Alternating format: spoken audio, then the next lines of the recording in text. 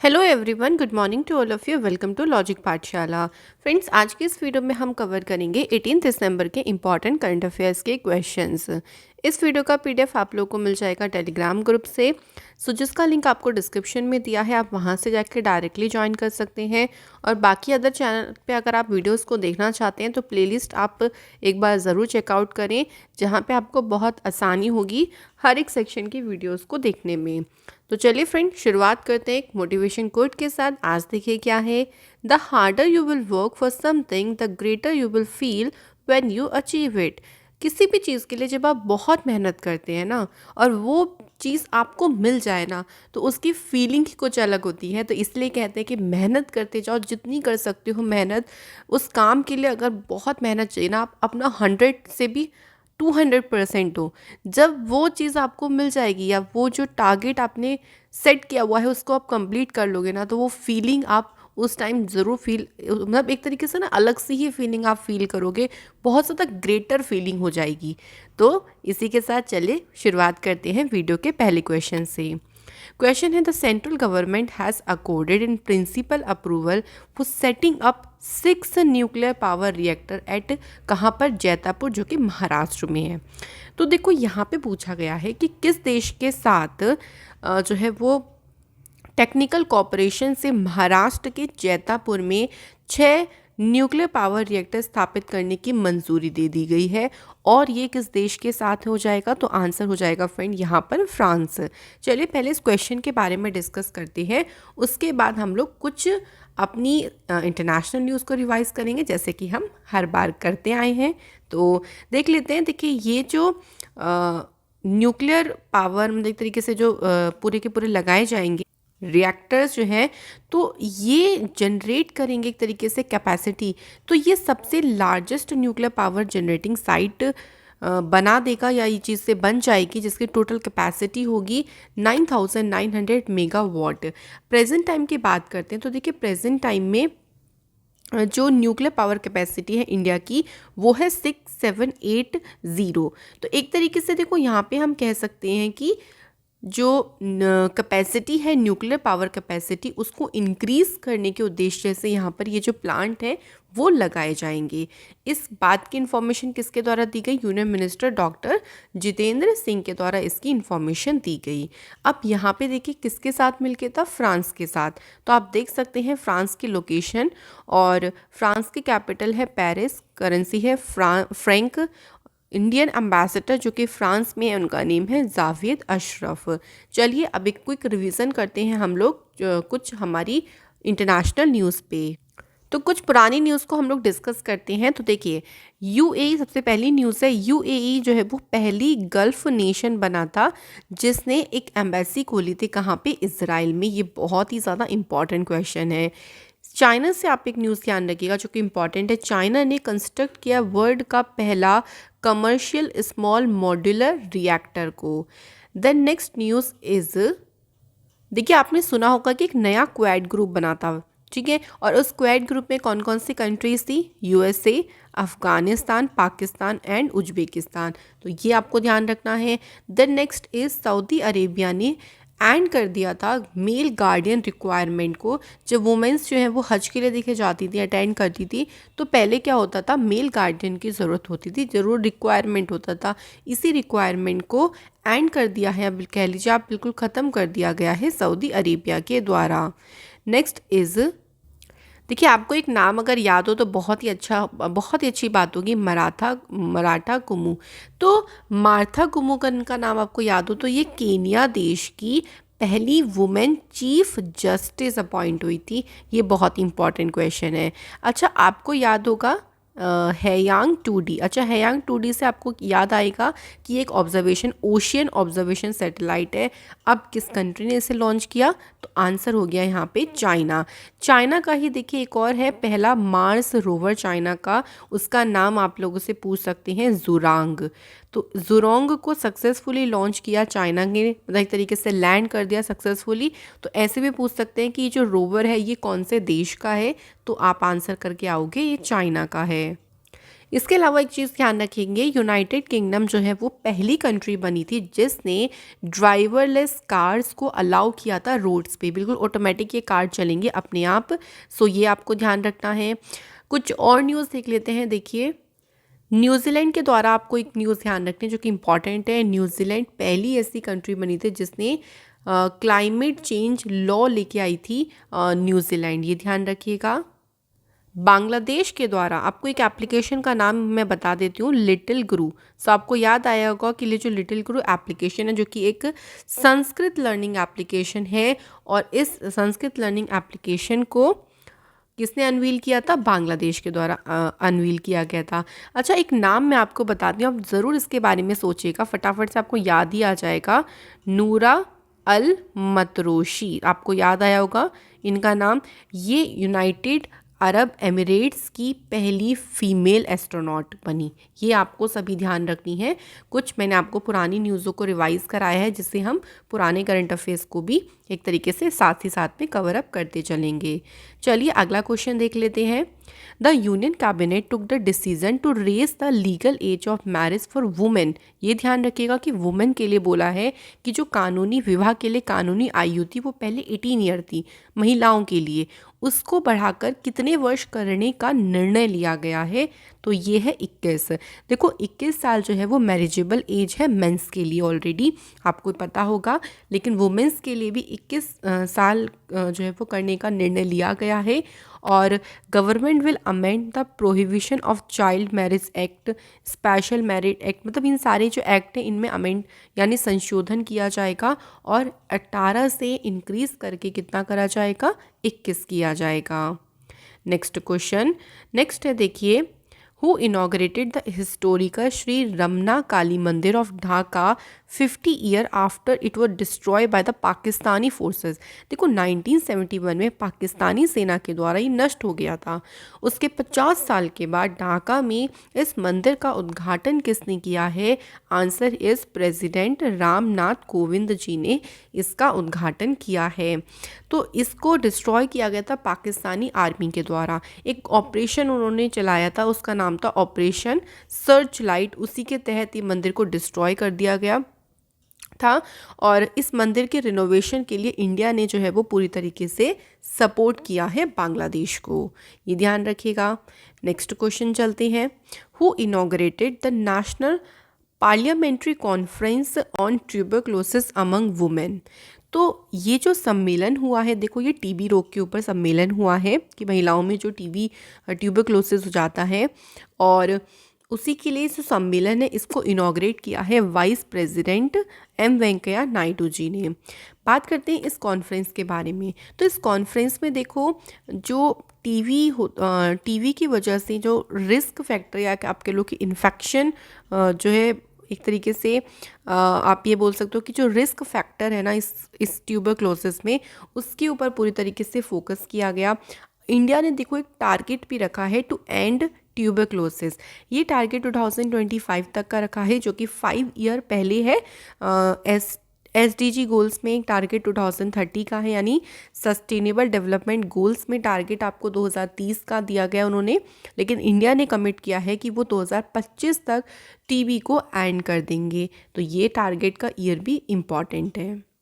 इसके बाद क्वेश्चन है, Bhutan conferred the countries highest civilian award, जिस अवार्ड का नाम देखो ये है नगदक पेले जी खोरलो। ये जो अवार्ड है ना, इससे सम्मानित किया गया है किसे? तो ये भूटान ने निम्नलिखित में से किसे अपने देश के सर्वोच्च नागरिक पुरस्कार से जो है वो सम्मानित किया है? तो फ्रेंड आंसर हो जाएगा यहाँ पे प्राइम मिनिस्टर नरेंद्र मोदी जी। तो ये जो अवार्ड है ये भूटान का सर्वोच्च अवार्ड है, और इस अवार्ड से प्राइम मिनिस्टर मोदी जी को सम्मानित किया गया। कोविड के समय में देखिए उन्होंने जो अनकंडीशनल सपोर्ट दिया इंडिया को, उसी सपोर्ट के लिए उस दौरान जो उन्होंने वर्क किया है उसके लिए उनको ये सम्मान दिया गया है। Bhutan was the first country जिसने इंडिया का गिफ्ट रिसीव किया था कोविड-19 वैक्सीन का, जिसको मैन्युफैक्चर किया गया था सीरम इंस्टीट्यूट ऑफ इंडिया। तो एज अ गिफ्ट इंडिया ने जो है वो भूटान को ये वैक्सीन दी थी। नेक्स्ट क्वेश्चन देखिए, अगला क्वेश्चन है who inaugurated the 21st biennial conference of international society for comparative physical education and sport. तो देखिए जितने कॉन्फ्रेंस होते हैं, कोई भी समिट होता है, आपको सिर्फ ध्यान रखना है कि भारत की तरफ से वहाँ पर कौन थे, या अगर कोई कंट्री उसे होस्ट कर रही है तो वो आपको ध्यान रखना है। ये दो तरीके से बस क्वेश्चन आपके बन सकते हैं। अब ये जो आपकी कॉन्फ्रेंस हुई है 21 नंबर की, इसको अनुराग ठाकुर के द्वारा, जिनके जो यूनियन मिनिस्टर अनुराग ठाकुर हैं, उन्होंने इसको इनॉग्रेट किया है। इसकी एक थीम रखी गई थी, state of the art in physical education, sport and physical activity in the international context. ये पहली बार था, this is for the first time कि ICS जो अभी हमने पढ़ा, international society for comparative physical education and sport, allotted the event to India. मतलब इन्होंने जो पूरा का पूरा इवेंट था वो इंडिया को अलॉट किया था। सो ध्यान रखेंगे कि इंडिया के द्वारा ही इसको पूरी तरीके से होस्ट किया गया था, 21 नंबर का था। और किसके द्वारा इनॉग्रेट किया गया? अनुराग सिंह ठाकुर के द्वारा। तो 2-3 तरीके से आपसे यहाँ से क्वेश्चन बन सकता है।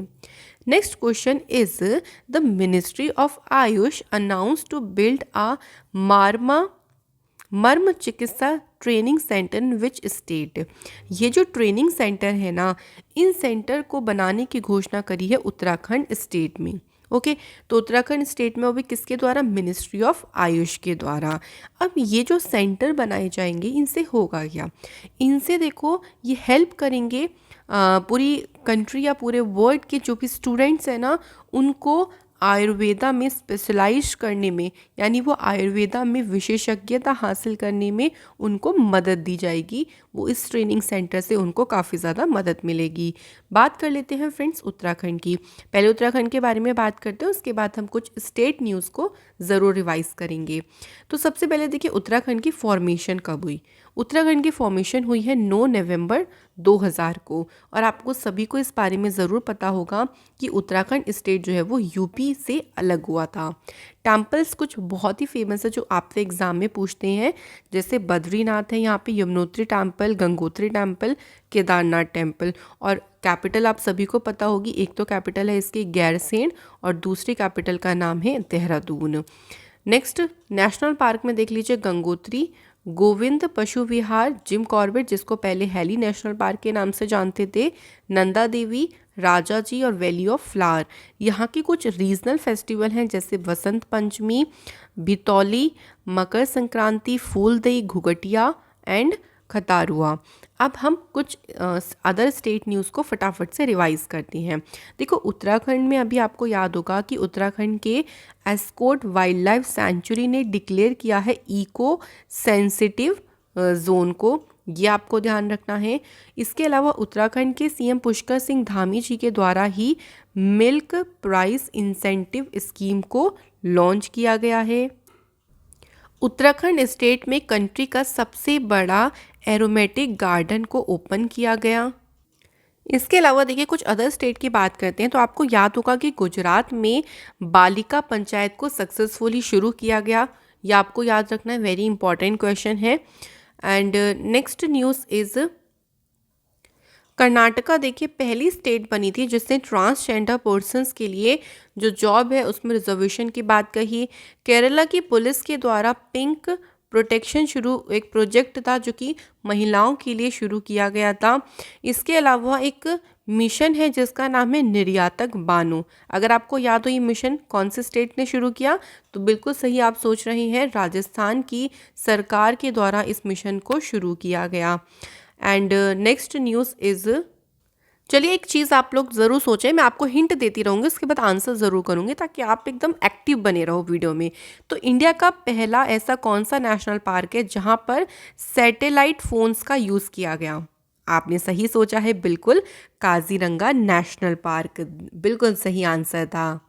चलिए अगली न्यूज़, इंडिया का सबसे हाईएस्ट पर हर्बल पार्क ये कहाँ पे इनॉग्रेट किया गया है? तो बिल्कुल सही, यहाँ पर आंसर हो जाएगा उत्तराखंड। अच्छा, ओनम जो है, जो कि एक हार्वेस्ट फेस्टिवल है, कौन से स्टेट में इसको सेलिब्रेट करते हैं? बिल्कुल सही, केरला में इसको सेलिब्रेट किया जाता है। और इसके अलावा एक और बताइए चलिए, वांगचुबा फेस्टिवल। वांगचुबा फेस्टिवल कहाँ मनाया गया? तो आपका आंसर बिल्कुल सही है, असम स्टेट में मनाया गया। अच्छा चलिए, एक और हम लोग मिशन के बारे में बात करते हैं, मिशन वात्सल्य। देखिए यहाँ पे कंफ्यूज हो सकते हो आप लोग कि मिशन वात्सल्य 2 स्टेट में हुआ था, उत्तराखंड में भी ये हुआ था, बट उत्तराखंड में ये बच्चों के लिए जो अनाथ बच्चे हो गए थे, मतलब अनाथ हो गए थे कोविड के टाइम पे, उन बच्चों की मदद करने के लिए उत्तराखंड की सरकार ने मिशन वात्सल्य शुरू किया। एक इसको महाराष्ट्र की सरकार ने भी शुरू किया था, लेकिन ये वुमेंस के लिए शुरू किया गया था। तो इस तरीके से आपको दोनों ध्यान रखने हैं। चलिए एक और स्कीम बताइएगा यहाँ पर, मेरा काम मेरा मान। ये जो स्कीम है ये किसने शुरू करी थी? बिल्कुल सही, ये पंजाब की सरकार के द्वारा इसको शुरू किया गया था। तो इसी तरीके से आप आंसर करते रहोगे ना, तो बहुत जल्दी देखिए आपको सारी चीज़ें फटाफट से याद हो जाएंगी। चलिए अगली न्यूज़ हम लोग देख लेते हैं। Which state CM has launched the online inner line permit module portal. सो ये जो पोर्टल है ना, ये जो मॉड्यूल पोर्टल है, इसको किस राज्य के मुख्यमंत्री ने लॉन्च किया है? फ्रेंड्स आंसर हो जाएगा, देखिए यहाँ पर नागालैंड। तो ये जो मॉड्यूल है फॉर द ऑनलाइन इश्यूज़, जो देखिए इनर लाइन परमिट पे जो टूरिस्ट के लिए जो ऑनलाइन इश्यूज़ आ रहे थे, जो कि काफ़ी ज़्यादा देखे गए थे, उसी के लिए ही यहाँ पर इस पोर्टल को लॉन्च किया है। ये जो नया मॉड्यूल होगा ना, ये कवर करेगा कई सारी कैटेगरीज़ को, जैसे बिजनेसमैन, ट्रेडर्स हो गए, लेबर्स, प्रीस्ट यानी जो पुजारी हैं, स्टूडेंट्स हैं, एंड एक्सपेंड ऑनलाइन सर्विसेज। और जितनी भी ऑनलाइन सर्विसेज हैं उनका विस्तार भी इस पोर्टल के थ्रू किया जाएगा। अच्छा नागालैंड की बात आती है, तो नागालैंड की स्थापना 1963 में हुई। कैपिटल इस कोहिमा एंड यहाँ के चीफ मिनिस्टर हैं नेफ्यू रियो।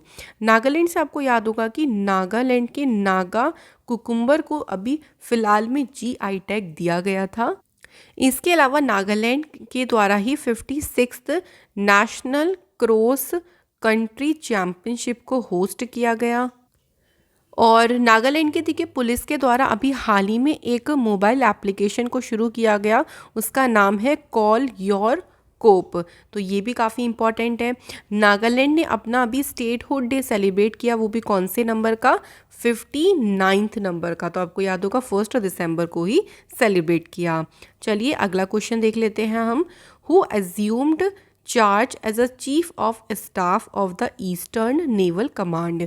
तो फ्रेंड पूछा गया है, देखिए यहाँ पे पूर्वी नौसेना कमान के चीफ ऑफ स्टाफ के रूप में पदभार किसने ग्रहण किया है? आंसर हो जाएगा फ्रेंड वाइस एडमिरल संजय वत्सयान। तो इनके द्वारा ही पदभार ग्रहण किया गया है।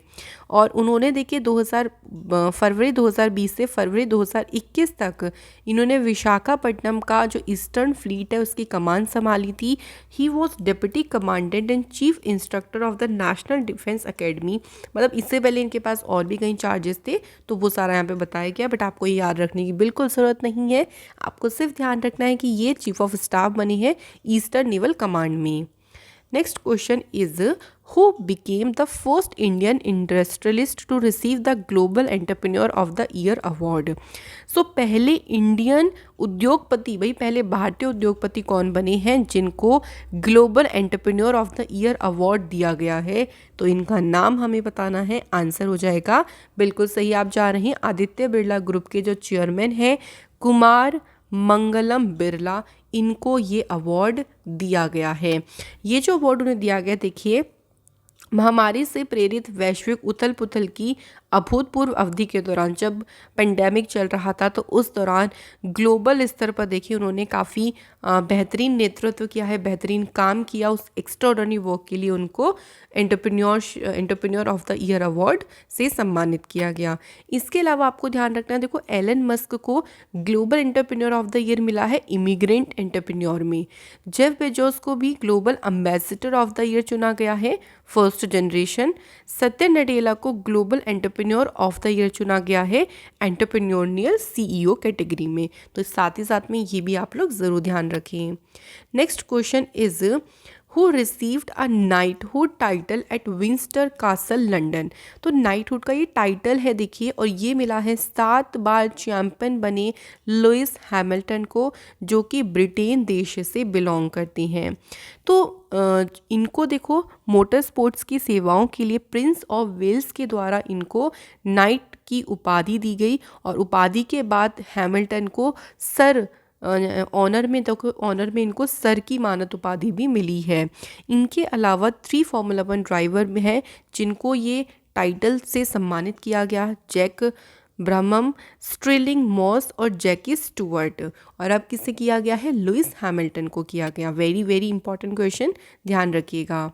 Next question is which country will host the women's under 18 and under 19 SAFF championship in 2021।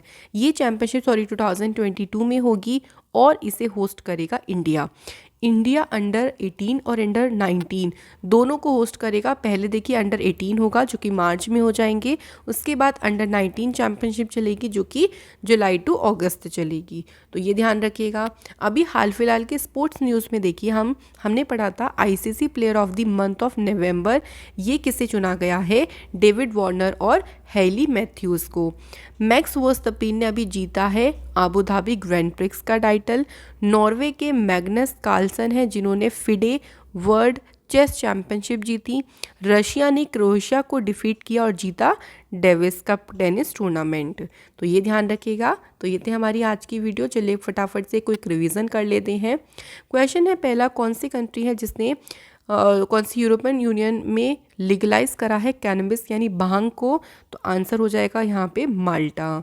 इसके बाद है निम्नलिखित में से किस देश के साथ भारत ने डिजिटल मीडिया के क्षेत्र में एक लेटर ऑफ इंटेंट पर साइन किया है? तो आंसर है यहाँ पे वियतनाम। नेक्स्ट इज किसने वीडियो कॉन्फ्रेंसिंग के माध्यम से वाराणसी में अखिल भारतीय महापौर सम्मेलन का उद्घाटन किया है? तो आंसर हो जाएगा यहाँ पे फ्रेंड्स नरेंद्र मोदी जी। यूनेस्को ने अभी कौन से फेस्टिवल को इंस्क्राइब किया है इंटेंगिबल कल्चरल लिस्ट में? Answer is Durga Puja. Next is कौन सी सिटी है जो होस्ट कर रही है लोकरांग फेस्टिवल को? तो सिटी का नाम हमें बताना है। आंसर हो जाएगा फ्रेंड्स यहाँ पर जयपुर। नेक्स्ट क्वेश्चन, मिशन शक्ति लिविंग लैब कौन से स्टेट के साथ मिलकर UNCTF ने इसको शुरू किया है, इसको लॉन्च किया है? तो स्टेट का नाम है यहाँ पे Orissa. Next is French fashion group channel है जिसकी CEO का नाम बताना है जो कि भी हाल ही में अपॉइंट हुई हैं। तो आंसर यहाँ पर हो जाएगा friends Leena Nayyar. Next is vice president के द्वारा एक बुक रिलीज़ करी गई है गांधी टोपी गवर्नर। ये बुक लिखी है यार्लगदे लक्ष्मी प्रसाद के द्वारा। Next is India's ancient legacy of wellness, ये बुक किसने लिखी है? रेखा चौधरी ने। नेक्स्ट है कौन सी इंश्योरेंस कंपनी है जिसने Dhan Rekha and individual saving life insurance plan को लॉन्च किया है? तो आंसर हो जाएगा यहाँ पे LIC। तो फ्रेंड्स ये थे हमारे सारे इंपॉर्टेंट क्वेश्चंस। आप लोगों से कल क्वेश्चन पूछा था मिल्क प्राइस इंसेंटिव स्कीम, तो उत्तराखंड की सरकार ने इसको शुरू किया। सेकंड क्वेश्चन आप लोगों से पूछा था कोनिजेती रोइशा, इनका भी हाल ही में निधन हुआ। ये फॉर्मर चीफ मिनिस्टर हैं, आंध्र प्रदेश के रहे थे। तो फ्रेंड्स आज के कमेंट है वासिफ लोन, आपने बहुत अच्छे से डिटेल वाइज आंसर किया है। एंड वनाबत Chinna, very unique name but बहुत प्यारा नाम है। तो आप लोगों का आज कमेंट है, ऐसे ही अब बाकी स्टूडेंट आप लोग ज़रूर कमेंट करें। आप सभी से एक मेरी रिक्वेस्ट है, आज के क्वेश्चन देखिए कुछ पुराने हैं बट मैं आशा करूँगी आपको ये क्वेश्चन ज़रूर आते होंगे। युद्ध सेवा मेडल पाने वाली पहली इंडियन वुमेन का नाम बताना है। सेकंड क्वेश्चन है किस भारतीय महिला को यूनाइटेड नेशन में वुमेन स्पोक्स पर्सन के पद में अपॉइंट किया गया है? तो फ्रेंड्स ज़रूर कमेंट सेक्शन में ये भी बताइएगा कैसी आपको वीडियो लगी, आपका रिवीजन किस तरीके से चल रहा है। और आशा करती हूँ कि आपकी एग्ज़ाम की तैयारी, जिस भी आप एग्ज़ाम की तैयारी कर रही हो वो आपकी अच्छी चल रही होगी। And wish you good luck आपके जो भी सभी एग्ज़ाम्स आ रहे हैं उन सभी के लिए। Thank you so much for watching this session.